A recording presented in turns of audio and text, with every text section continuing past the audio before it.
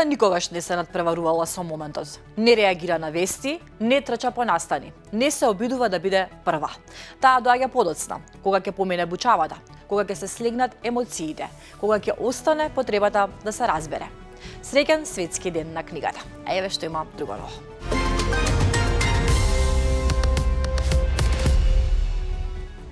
Утрово е уапсен поранешниот председател на Фудбалската федерација на Македонија Муамет Сейдини. Сейдини е осомничен за проневерена сума од над 700.000 евра пари од УЕФА, кои биле доделени за трибина во Охрид.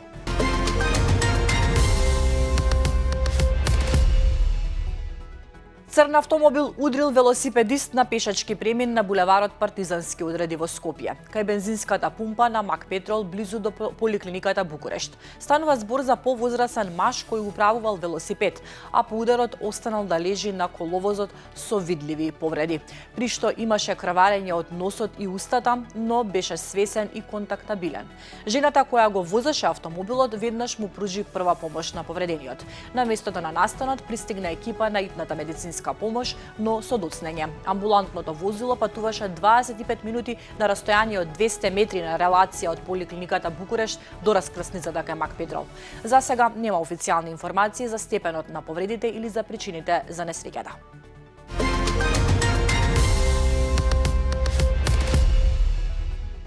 Предлог законот за изменување на законот за владата на Република Македонија, со чии законски измени почнува постапката за укинување на техничката влада. Денеска е пред членовите на Собраниската комисија за политички систем и односи меѓу заедниците и на законодавно-правната комисија. До сега имаше 3 технички влади. Првата во 2016 беше предводена од Емил Димитриев од ВМРО-ДПМНЕ, втората во 2020 предводена од Оливер Спасовски од СДСМ и третата во 2024 предводена од Талат Џафери од ДУИ.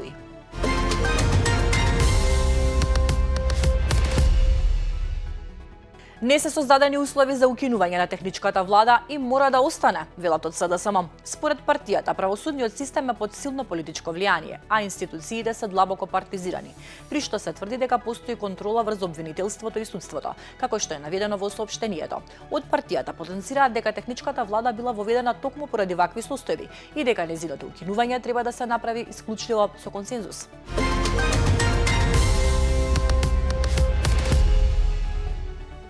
Партијата на пензионери соопшти дека целосно го поддржува влегувањето во собраниска процедура на предлог законот со кој би се забранило пратениците во собранието да поседуваат двојно државјанство, што од тогаш е едно од нашите залагања како партија, се наведува во соопштението на партијата на пензионерите. Исто така бараме и ја поддржуваме идејата ова правило да се имплементира за сите избрани функционери на сите рамништа на управа во целата земја.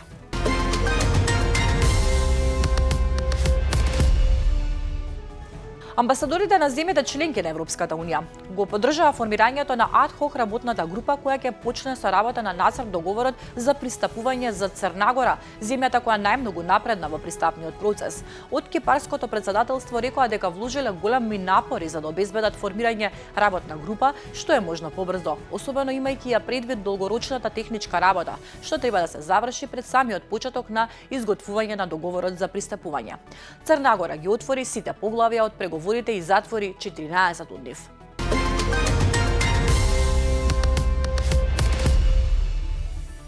А грчкиот парламент денеска им го одзеде имунитетот на сите 13 на пратеници од владеачката партија Нова демократија, чии имиња беа вклучени во истрагата за скандалот со државната агенција ОПКП за распределба на земјоделски субвенции од Европската Унија. Европското обвинителство лани поведе постапка против десетици грчки сточари, кои се осомничени дека фалсификувале документи за сопственост на пасишта за да присвојат милиони евра, веројатно со помош на државни службеници и политичари. Скандалот веќе предизвика министерски оставки, а Европската Унија наметна високи казни за Грција поради лошо управување со европските пари.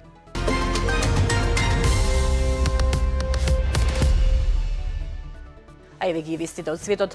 Либанска новинарка убиена во израелски напад. Телото на либанската новинарка Амал Халил е извлечено вчера по израелски напад во јужниот дел на Либан. Халил била вработена во весникот Ал Акбар, Таа по првиот напад се засолнила со својата колешка во куќа, но објектот потоа бил погоден во вториот удар. Спасувачките екипи подоцна успеале да извлечат нејзината колешка жива, но повредена. Ливанскиот премиер Наваф Салам го обвини Израел дека постојано гаѓа медиумски работници во Јужен Либан.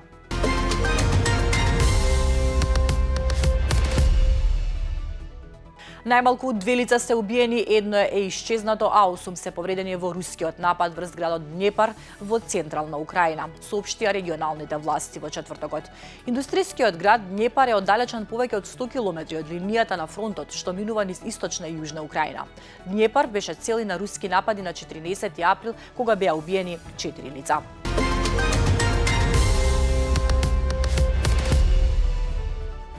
Украинскиот претседател Володомир Зеленски проговори за критичниот недостиг на системи за воздушна одбрана и ракети, предупредувајќи дека залихите од пресретнувачи наскоро би можеле да се исцрпат во зависност од тоа колку жестоко ќе напаѓа Русија. Претседателот нагласи дека потрагата по нови системи за воздушна одбрана е една од главните причини за неговите постојани патувања и преговори.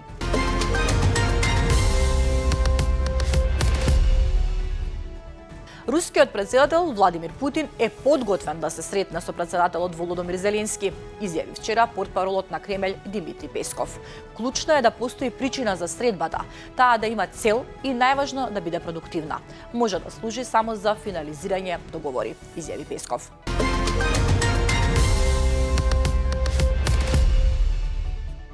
Отстранувањето на миниот ормунскиот теснец може да трае до 6 месеци и веројатно нема да започне додека формално не заврши војната на САД со Иран, објави Вашингтон Пост, повикувајќи се на службеници запознаени со доверлив брифинг на Пентагон до Конгресот.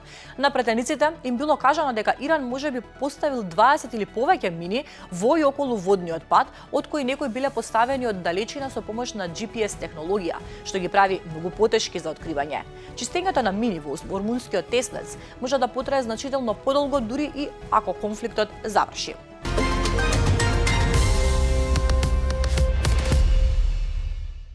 Сообраќајот низ ормунскиот теснец речиси целосно застана откако Иран отвори оган врз трговски бродови и соопшти дека запленил најмалку 2 брода. Првпат по речиси 8 недели војна. Иран ја зацврстува својата контрола врз ормунскиот теснец откако Трамп објави дека ги откажува нападите на неодредено време, иако нема назнаки дека мировните разговори ќе продолжат. Статусот на примирието, кое требаше да истече вчера, е неизвестно, иако Трамп еднострано го продолжи. Сепак иранските функционери не кажаат дека се согласуваат со продолжување на прекинот на огнот и ја критикуваа одлуката на Трамп да ја продолжи блокадата на иранските пристаништа, сметајќи го тоа за чин на војна. Претседателот на иранскиот парламент и главен преговарач Калибаф рече дека целосен прекин на огнот има смисла само ако се укине блокадата.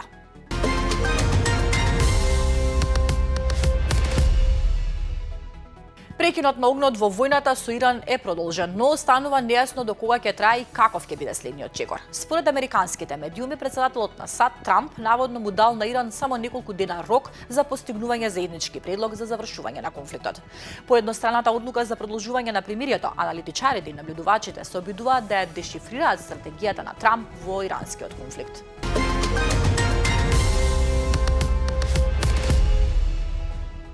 А замислете си генерација што никогаш нема да влезе во продавница за да купи цигари. Не затоа што не сака, туку затоа што тоа едноставно ќе биде невозможно. Токму таква иднина се обидува да создаде парламентот на Обединетото кралство со новиот закон кој веќе се смета за еден од најрадикалните чекори во борбата против пушењето. Со усогласување меѓу долниот дом и домот на лордовите, финалната верзија на законот за тутун и електронски цигари предвидува строга мерка секој што е роден по 1 јануари 2009 година никогаш да нема да може да купи легално цигари. Целта е јасна – создавање генерација без чад и постепено искоренување на пушењето како навика.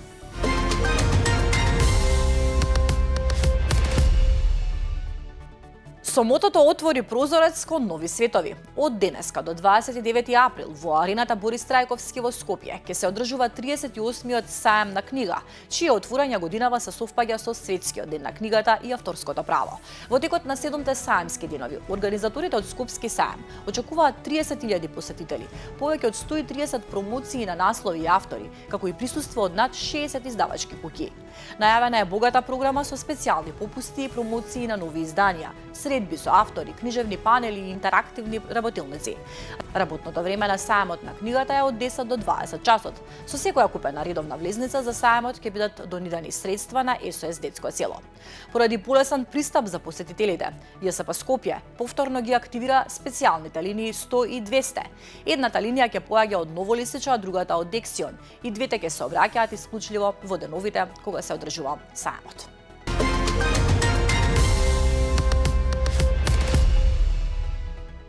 На крај метео, времето денеска ќе биде променливо облачно со сончеви периоди. Во источните делови од државата ќе има услови за слаб локален дожд.